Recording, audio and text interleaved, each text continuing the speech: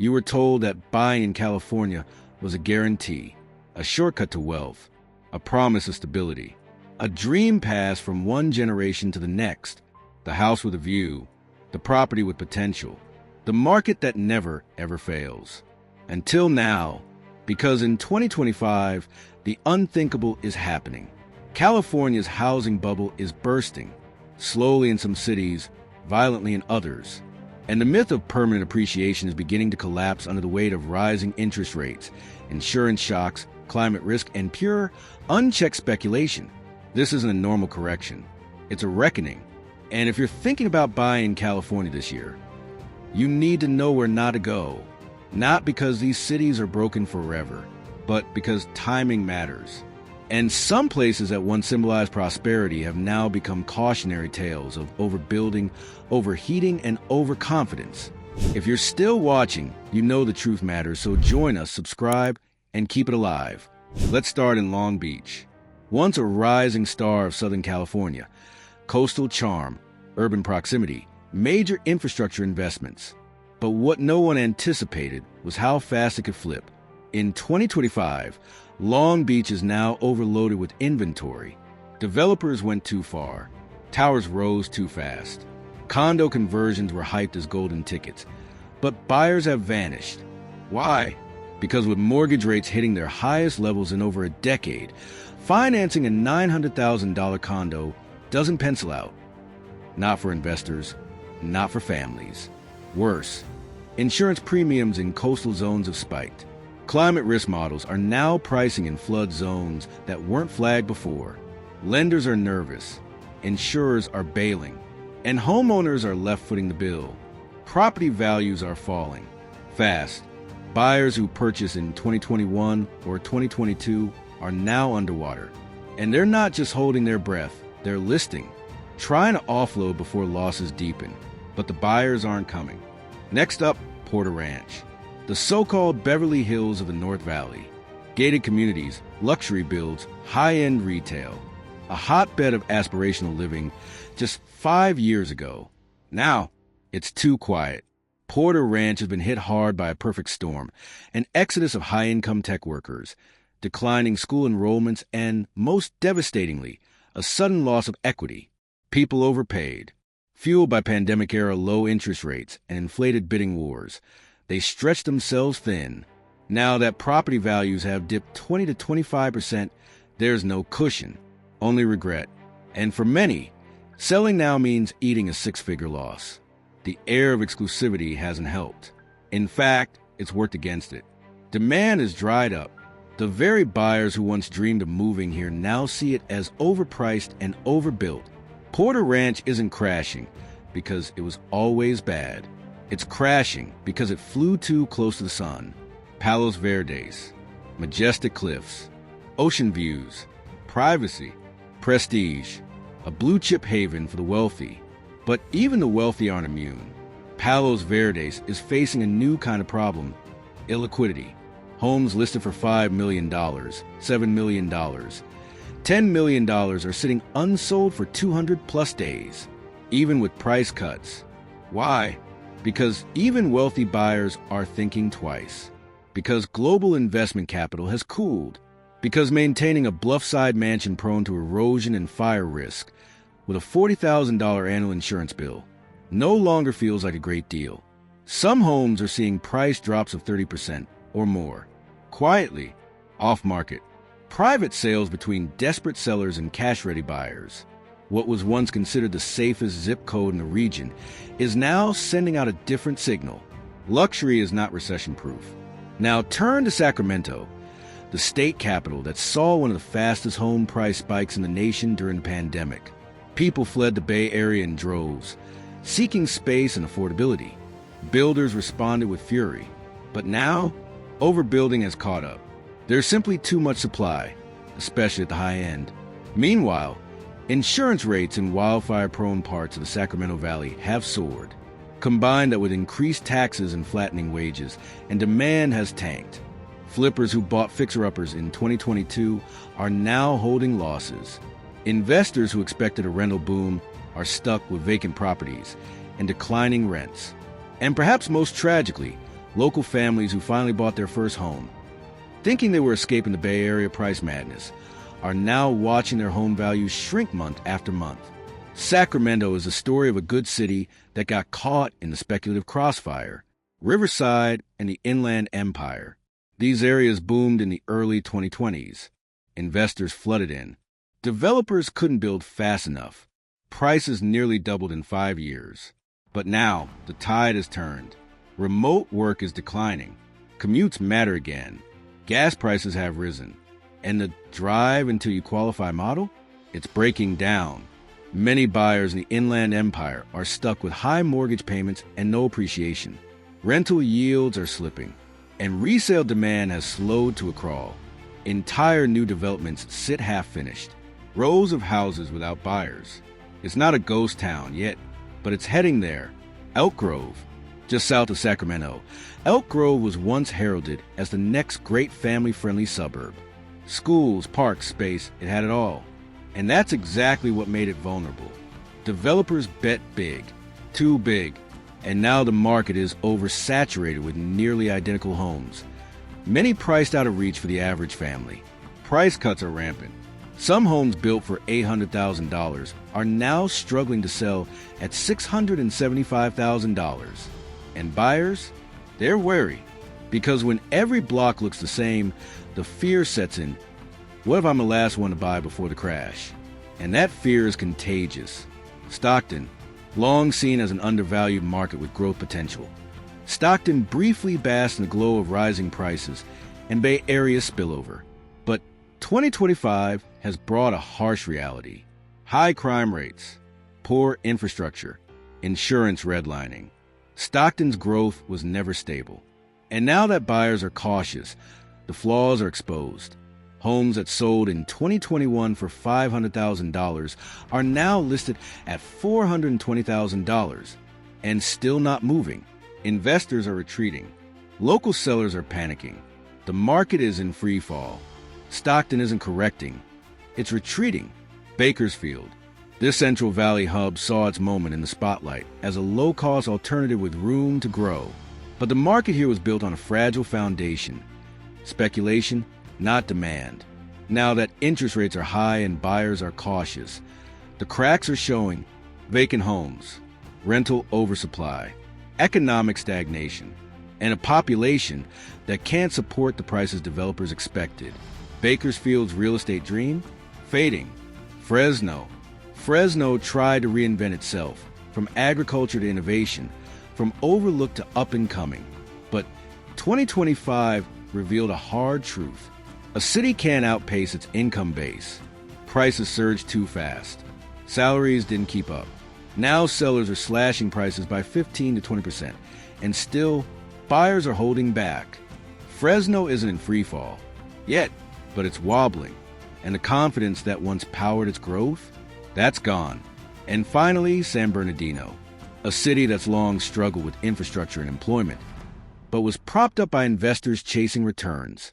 Now those investors are leaving, and what's left is a city oversupplied, underfunded, and increasingly unstable. Evictions are rising. Vacancies are climbing. Confidence is gone. San Bernardino has become the face of correction, a place where speculative greed met economic reality. So what does this all mean? It means the California housing market is no longer bulletproof. It means location matters again. Fundamentals matter. Local economies matter.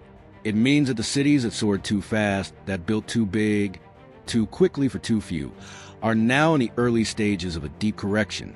It doesn't mean California is doomed, but it does mean the dream is changing.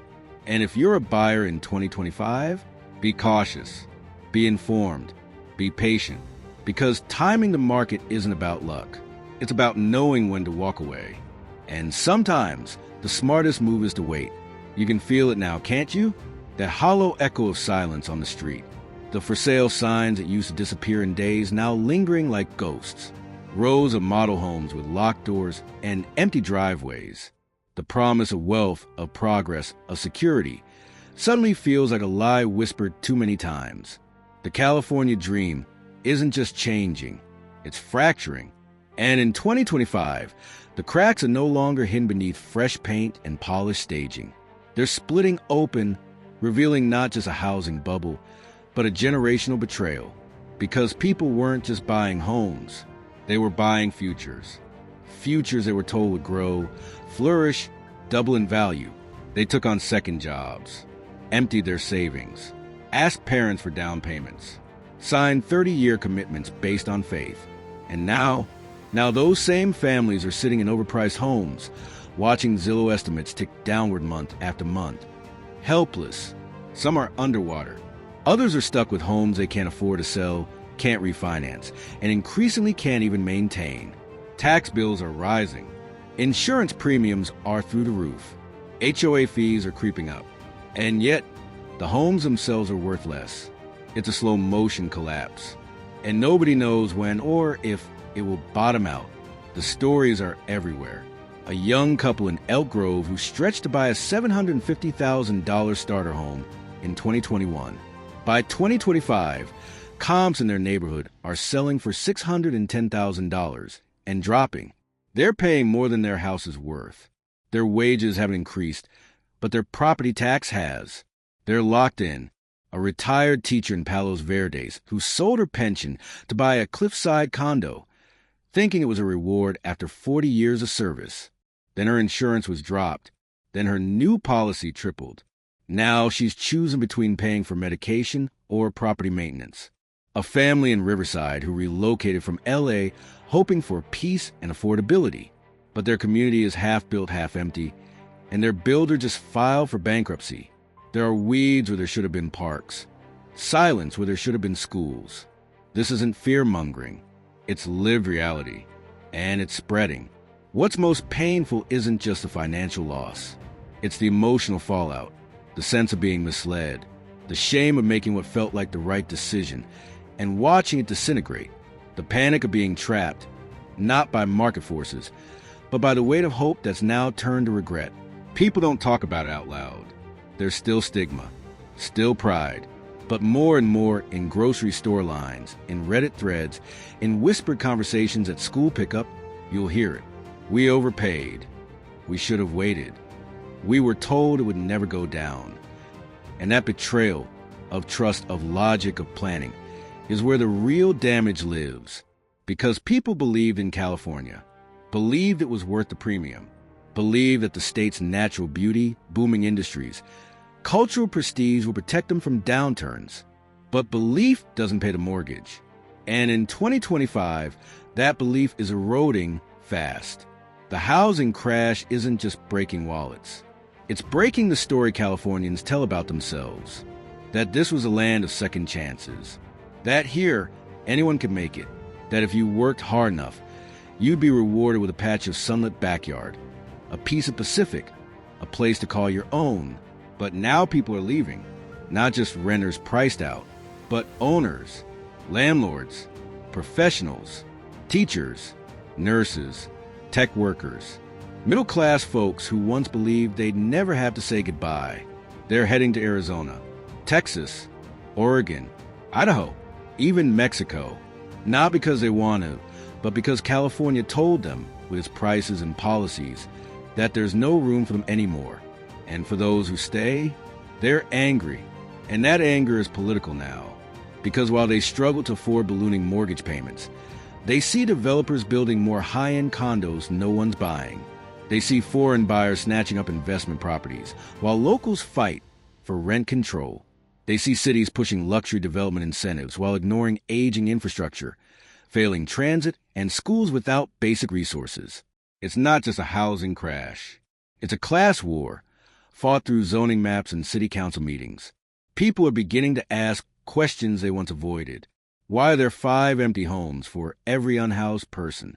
Why are billion-dollar real estate companies getting tax breaks while first-time buyers get boxed out? Why are we building for investors instead of residents? And most importantly, who is California really for? Some cities are waking up. They're trying to salvage what they can, offering rebates, pausing developments, streamlining permits for affordable housing. But for many, it's too little, too late. The damage is done. The market is correcting. not just in numbers, but in narrative. And that narrative shift will shape the next decade. Because once the trust is gone, once enough families feel burned, abandoned, squeezed, it won't come back quickly. Buyers will hesitate longer. Investors will pull back. Cities will feel the tax base shrink. And the state's cultural luster, once enough to override its dysfunctions, will start to fade. What does that mean for new buyers in 2025? It means you need to stop listening to hype and start paying attention to reality. Don't buy because your coworker did. Don't buy because a TikTok told you real estate never loses. Don't buy because your agent said it's just a dip. Buy because the math works. Because the home suits your life. Because you can afford it at today's rate without a miracle refinance. And most importantly, buy because you're ready to stay. Because the days of flipping, of quick equity, of 3-year windfalls, they're gone. California isn't a casino anymore. The house isn't winning. No one is. So where do we go from here? That depends on what kind of California we want to rebuild. If we keep chasing luxury buyers and ignoring renters, the problem deepens. If we keep prioritizing permits for billion-dollar builds and stalling multifamily housing, the correction becomes a collapse. If we keep believing the myth that real estate always goes up, we'll repeat this again and again and again. But if we listen, truly listen to what this crash is telling us, we might find a path forward. A path that values people over property lines. A path that invests in homes, not just housing. A path that ensures the next generation doesn't have to choose between leaving the state or living in debt. It's not too late. The dream isn't dead, but it does need to change. And that change starts with telling the truth. Not every California city is a good investment in 2025. Not every neighborhood will bounce back. Not every buyer will make it through unscathed. But those who ask the right questions, who move with caution, clarity, and compassion, will find something more valuable than a bidding war win. They'll find a home they can live in, grow in, thrive in, and in the end, isn't that what this was supposed to be about all along? You can feel the mood shift. It's not just uncertainty anymore. It's something heavier, quieter, a kind of numbness you hear in conversations between neighbors who used to talk about property values like they were lottery numbers. Now, they're just hoping not to lose it all. You used to see real estate as a measure of success. Now, it's starting to feel like a trap. A gilded cage with peeling paint and an upside-down mortgage. And it's not just happening in failed developments or crumbling towns. It's happening in places people once fought over. Places like Torrance, Santa Clarita, Temecula, and East San Jose. Cities that were supposed to be safe bets, where the market would never go down. Where parents told their kids, buy anything you can hear. It'll double by the time you're 40. But now, people are cutting their prices, dropping their rents, begging for viewings. Not because they want to, because they have to. Because when mortgage payments ballooned, wages didn't follow. Because when insurance premiums doubled, employers didn't step in. Because when a house becomes a liability, you don't sit around and hope.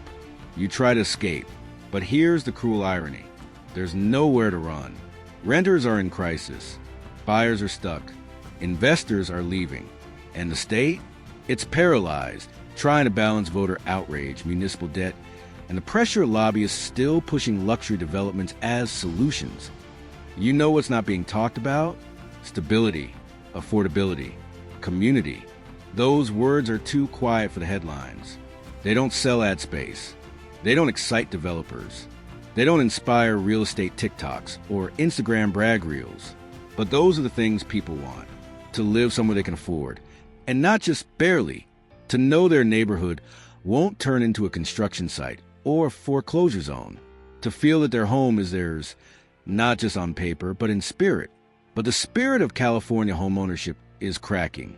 And the pressure is worse where expectations were highest. Take Cupertino, once synonymous with wealth, tech, and top-tier schools. Parents sacrificed everything to buy into this market for a shot at that zip code. Now, buyers are backing out of contracts. Sellers are quietly lowering prices every week. And middle-income families who once fought to get in are quietly, painfully walking away. The system they trusted is failing. Because for all the promises, homeownership didn't protect them from rising costs. It didn't protect them from job cuts. It didn't protect them from climate shocks. It just tied them to a property they can't leave and can barely afford to keep. California has always been a place of reinvention, of risk and reward, of boom and bust. But maybe now, for the first time, we're being asked to do something even harder. Reimagine what success looks like. Not a sprawling 5-bedroom you can't maintain. Not a duplex flipped 3 times in 2 years. Not a tract home in a ghost suburb with no school, no store, and no hope. But a house you can grow in, a mortgage you can manage, a neighborhood that lasts.